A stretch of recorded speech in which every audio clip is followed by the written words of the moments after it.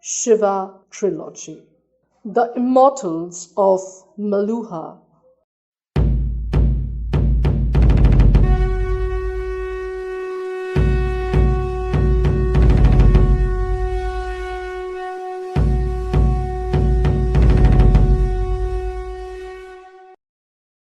Shiva was walking in the verdant gardens of the royal guest house.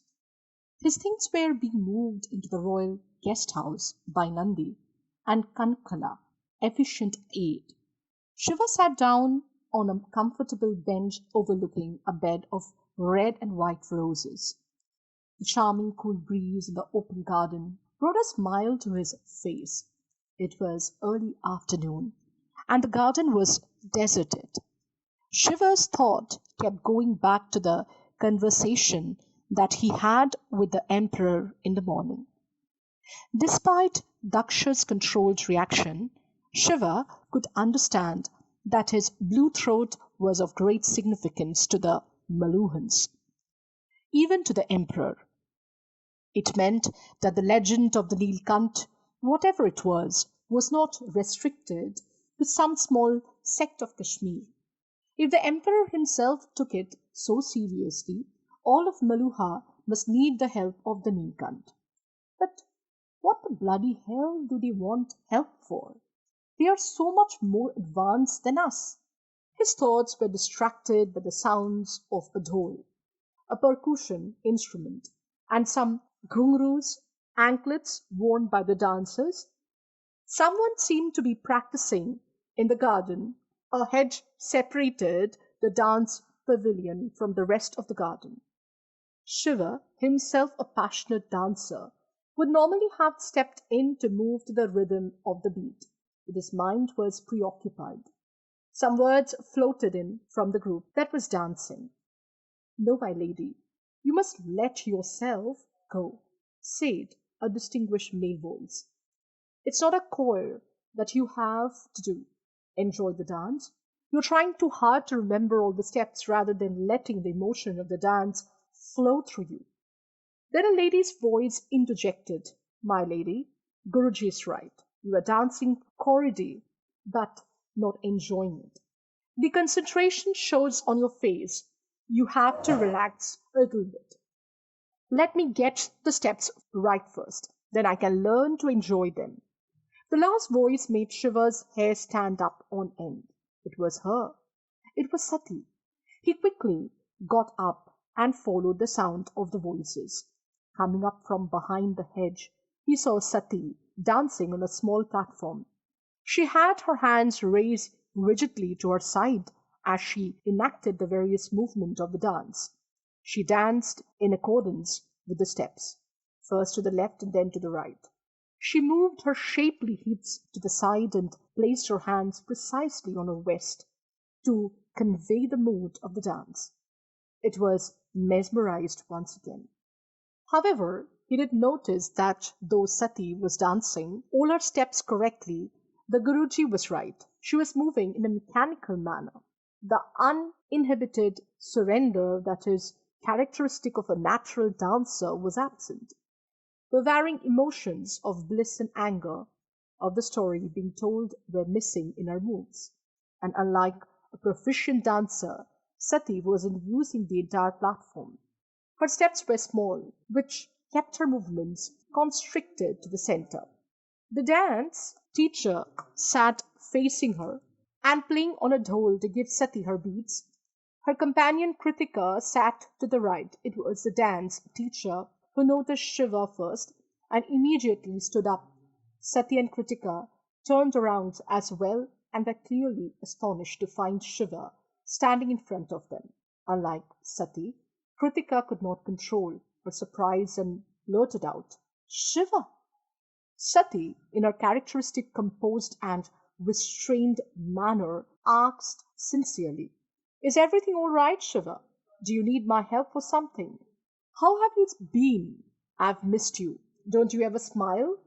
Shiva continued to stare at Sati, the words running through his mind, not on his lips. A smiling Kritika looked at Sati for her reaction. And even more serious, Sati repeated very politely, Can I help you with something, Shiva? No, no, no. I don't mind any help, replied Shiva as reality seemed to enter his consciousness again. I just happened to be in the area and heard your dancing. I mean, your talk. Your dance steps were not so hard that I could hear it. You were dancing very accurately. Actually, technically, it was all. Kritika interjected. You know a bit about dancing, do you? Oh, not much. Just a little, said Shiva to Kritika, with a smile before turning rapidly back to Sati. My apologies, Sati, but Guruji's right. You are being far too methodical. As I say in the land, that I come from, the mudras and the kriyas were all technically correct. But the bhav, or the emotion, was missing. And a dance without bhav is like a body without a soul. When the emotions of the dancer participate, she would not even need to remember the steps. The steps comes on their own. The bhav is something that you cannot learn. It comes to you if you can create the space in your heart for it. Sati listened patiently to Shiva without saying a word. Her eyebrows were raised slightly as the barbarian spoke. How could he know more than a Suryavamshi about dancing? But she reminded herself that he had saved her life. She has duty bound to honor him. Kritika, however, took offense at this caste unmarked foreigner pretending that he knew more about dancing than her mistress. She glowered at Shiva. You dare think that you know more than one of the best dancers in the realm? Shiva gathered he may have caused some offense. He turned on Sati in all seriousness. I'm terribly sorry. I didn't mean to insult you in any of the way. Sometimes I just keep talking without realizing what I'm saying. No, no, no, replied Sati. You did not insult me. Perhaps you are right. I don't feel the essence of the dance as much as I should. But I am sure with Guruji's guidance, I will pick it up in due time. Seizing his chance to impress Sati, Shiva said, If it is all right with you, may I perform the dance? I'm sure that I am not as technically correct as you, but perhaps there may be something in the sentiment that will guide me through the correct steps. That was well put. She can't say no. Sati looked surprised. This was an unexpected, okay, she managed to say. Delighted Shiva immediately moved to the center of the stage. He took off the angvastram covering his upper body and tossed it aside. Kritika's quick anger at the perceived insult to her mistress was forgotten quickly as she sighed at Shiva's rippling physique. Sati, though, began to wonder how Shiva would bend such a muscular body into the contortions that were required for this style of dancing. Flexibility was usually sacrificed by a human body at the altar of strength. Playing slightly on this dole, the Guruji asked Shiva, Tell me the beat that you are comfortable with, young man. Shiva folded his hands into a namaste, bent low and said, Guruji, could you just give me a minute, please? I need to prepare for the dance. Dancing was something Shiva knew as well as warfare. Facing east, he closed his eyes and bowed his head slightly. Then he bent down on his knees and reverentially touched the ground with his head. Standing up, he turned his right foot outwards. Then he raised his left leg off the floor in a graceful, arching movement till the foot was above the knee height. As he bent his right knee slightly to balance himself, his left foot pointed in a direction exactly between the bearing of the right foot and his face. Only a calm breeze broke the almost deadly silence that enveloped the audience. The Guruji, Sati, and Kritika looked in amazement at Shiva. They did not understand what he was going or doing, but could feel the energy that Shiva's stance was emanating. Shiva raised both his arms in an elegant circular movement to the sides to bring them in alignment with his shoulder. His right hand was molded into a position like it was holding an imaginary damru, a small handheld percussion instrument. His left hand was open with its palm facing upward, almost like it was receiving some divine energy. He held this pose for some time as his glowing face showed that Shiva was withdrawing into his own world. Then his right arm moved effortlessly forward as it had a mind of its own. Its palm was open and facing the audience, something the posture screamed to convey a feeling of protections to a very surprised Sati. His left arm then moved slowly from his shoulder height position in front of him, with the palm facing down. Then the left arm stopped moving when the hand was pointing almost directly at the left foot. Shiva held his pose for some time and then began the dance. Sati stared in wonder at Shiva, who was performing the same steps as her, yet it looked like a completely different dance. His hands moved effortlessly as his body moved almost magically. How could a body this muscular also be so flexible? The Guruji tried helplessly to give his dhol, to give Shiva the beats, but clearly that wasn't necessary, for it was Shiva's feet which were leading the beat for the dhol. The dance conveyed the various emotion of a woman. At the beginning it conveyed her feelings of joy and lust as she cavorted with her husband.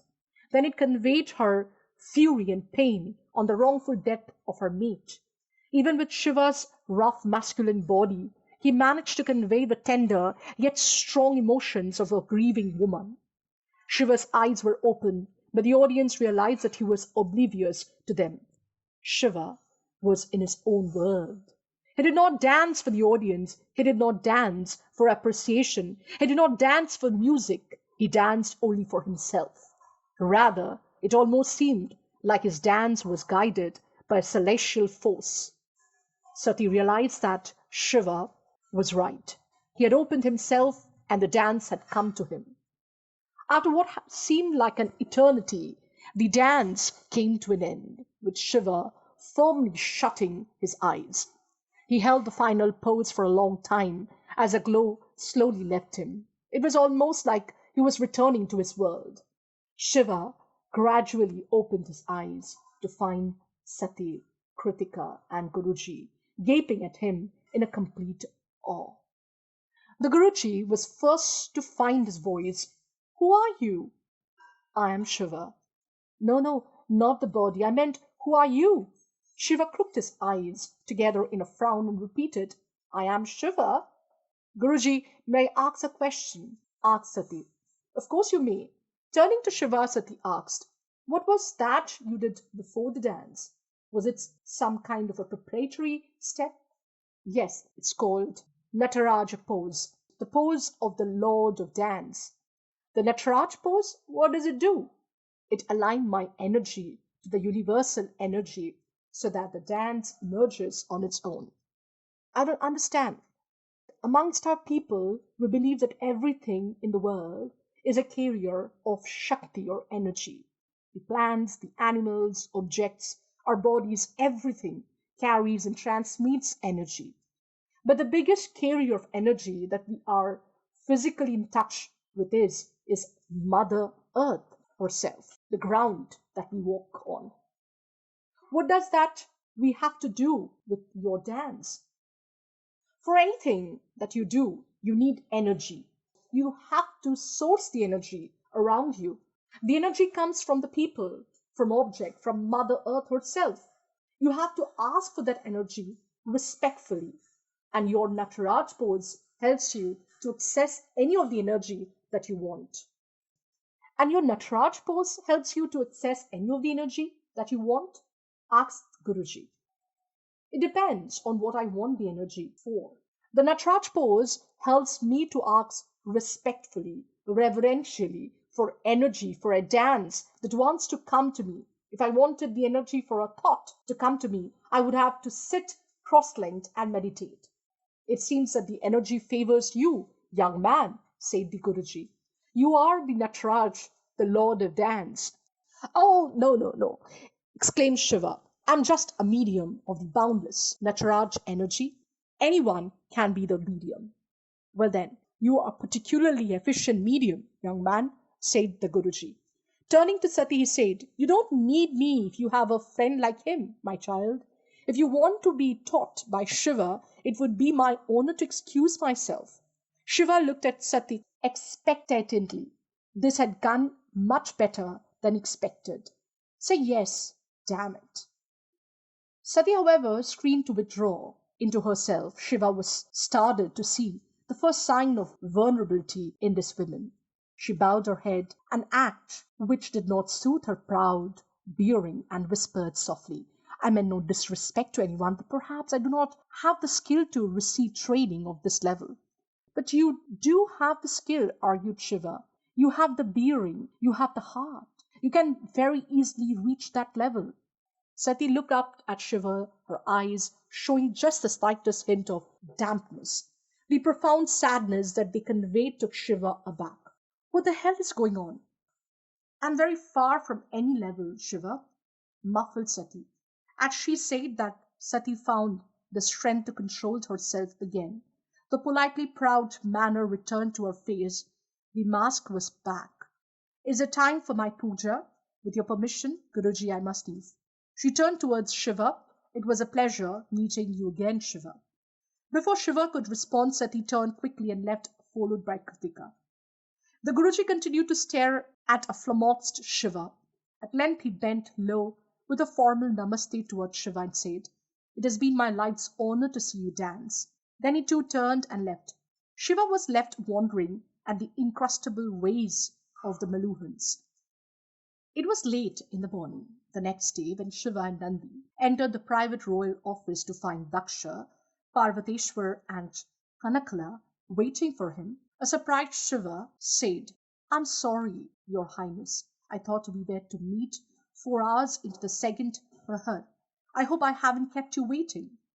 Daksha, who had stood up with a formal namaste, bowed low and said, No, my lord, you don't need to apologize. We came in early so that we wouldn't keep you waiting. It was our honor to wait for you. Parvateshwar rolled his eyes at the extreme subservience that his emperor, the ruler of the greatest civilization ever established, showed towards this barbarian. Shiva, controlling his extreme surprise at being referred to as a lord by the emperor, bowed low towards Daksha with a namaste and sat down. My lord, before I start off my monologue about the legend of the Neelkanth, do you have any questions that you would like to ask? Inquired Daksh. The most obvious question came to Shiva's mind first. Why in the holy lake name is my blessed blue throat so important? But his instinct told him that though this appeared to be the most obvious question, it could not be answered unless he understood more about the society of Meluha itself. It may sound like an unusual question, Your Highness, said Shiva, but may I ask what your age is? Daksha looked in surprise at Kankala. Then turning back towards Shiva, with an odd smile, he said, You are exceptionally intelligent, my lord. You have asked the most pertinent question first. Crinkling his face into a conspirational grin, Daksha continued, Last month I turned 184. Shiva was stunned. Daksha did not look a day older than 30 years. In fact, nobody in Meluha looked old except for the pandit that Shiva had met at the Brahma temple. So Nandi is more than 100 years old. How can this be, Your Highness? Asked a flabbergasted Shiva. What sorcery makes this possible? There is no sorcery at all, my lord, explained Daksha. What makes this possible is the brilliance of our scientists who make a potion called the Somras, the drink of the gods. Taking the Somras at the defined times not only postpones our death considerably, but it also allows us to live our entire life as if we are in the prime of our youth, mentally and physically. But what is the Somras? Where does it come from? And who invented it? So many questions, my lord, smiled Daksha, but I will try my best to answer them one by one. The Somras was invented many thousands of years ago by one of the greatest Indian scientists that ever lived. His name was Lord Brahma. I think there is a temple dedicated to him that I visited on the way to Devagiri at a place named Naru. Yes, my lord, that is where he is said to have lived and worked. Lord Brahma was a prolific inventor, but he never took any of the benefit of his inventions for himself. He was always interested in ensuring that his inventions were used for the good of the mankind. He realized early on that a potion as powerful as a somras could be misused by evil men. So he implanted an elaborate system of control on its use. What kind of control? He did not give the somras freely to everyone, continued Daksh. After conducting a rigorous countrywide survey, he chose a select group of adolescent boys of impeccable character, one from each of the 7 regions of the ancient India. He chose young boys so that they would live with him at his Gurukul and he could mold their characters into selfless helpers of society. The Somras medicine was administered only on those boys. Since his boys were practically given an additional life due to the Somras, they came to be known as Dijo or twice born. With the strength of the Somras, the training of Lord Brahma, and the numerous other inventions that they collectively produced, this group became more powerful than anyone in history. They honed their mind to achieve almost superhuman intelligence. The ancient Indian title for men of knowledge was Rishi, since Lord Brahma's chosen men were 7 in number, they came to be known as Saptarshi. And these Saptarshis used their skill for the good of the society. Yes, my lord. Lord Brahma instituted strict rules of conduct for the Saptarishis. They were not allowed to rule or to practice any trade, essentially anything that would have caused them personal gain. They had to use their skill to do the task of priests, teachers, doctors, amongst other intellectuals, professions where they could use their powers to help society. They had to live on alms and donation from others. Tough service rules, joked Shiva, with a slight wink at Parvateshwar. Parvateshwar did not respond, but Daksha, Kankala, and Nandi goofed loudly. Shiva took a quick look at the Prahar lamp by the window. It was almost the 3rd Prahar, the time that Sati would probably come out to dance. But they followed their code of conduct strictly, my lord, continued Daksha. Over time, as their responsibility grew, the Shapta Rishis selected many more people to join their tribe. Their followers swore by the same code the Shapta Rishis lived by and were also administered the Somras. They devoted their lives to the pursuit of knowledge and for the well-being of society without asking for any material gain in return. It is for this reason that society accorded these people almost devotional respect.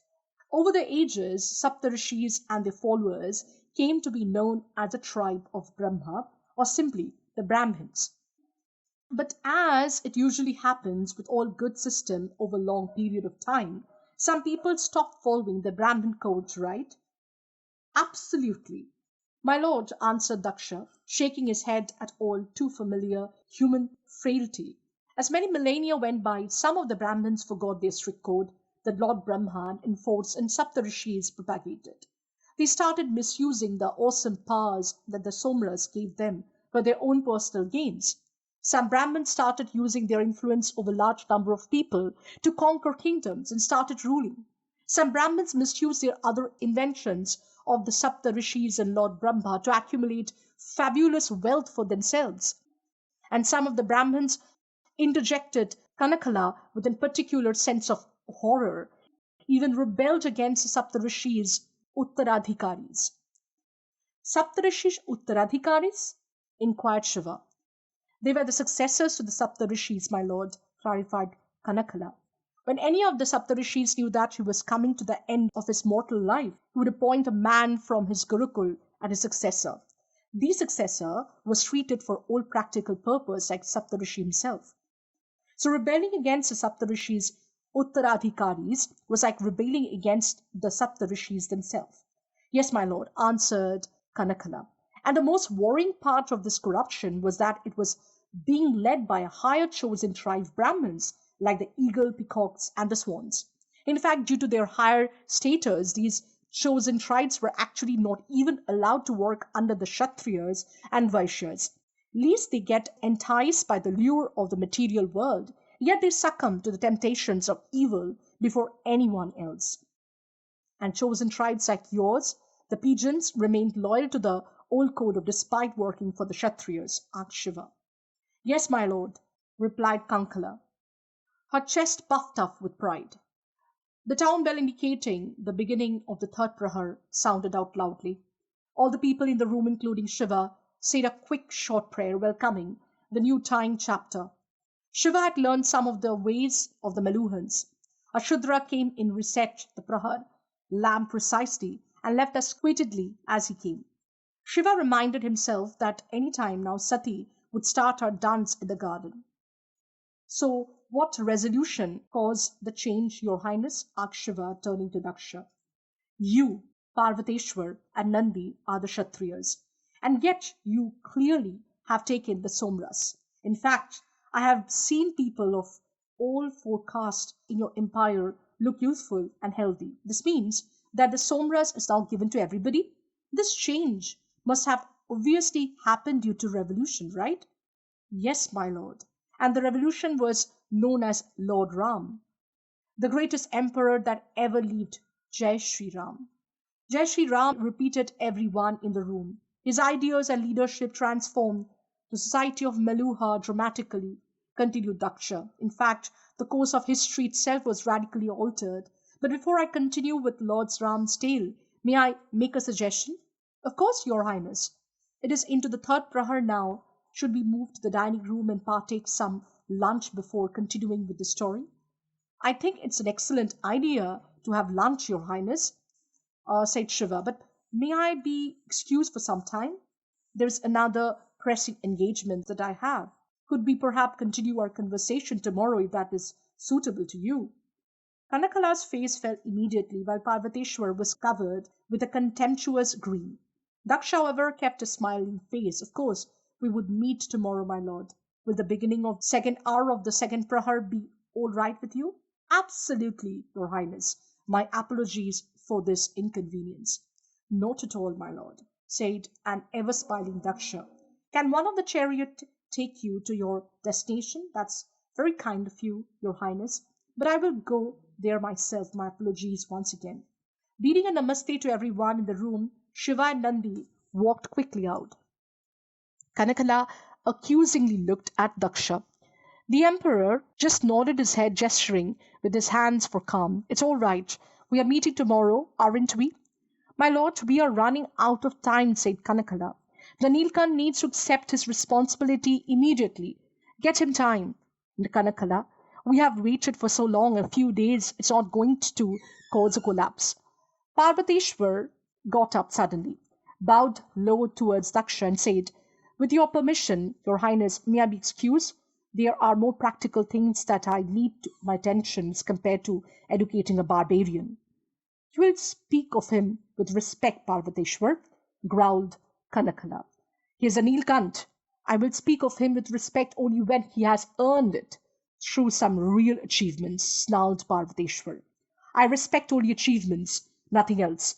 That is the fundamental rule of Lord Ram. Only your karma is important, not your birth, not your which tribe are you, and certainly not the colors of your throat. Our entire society is based on merit, or have you forgotten that? Enough, exclaimed Daksha. I respect the Neelkanth. That means everybody will respect him.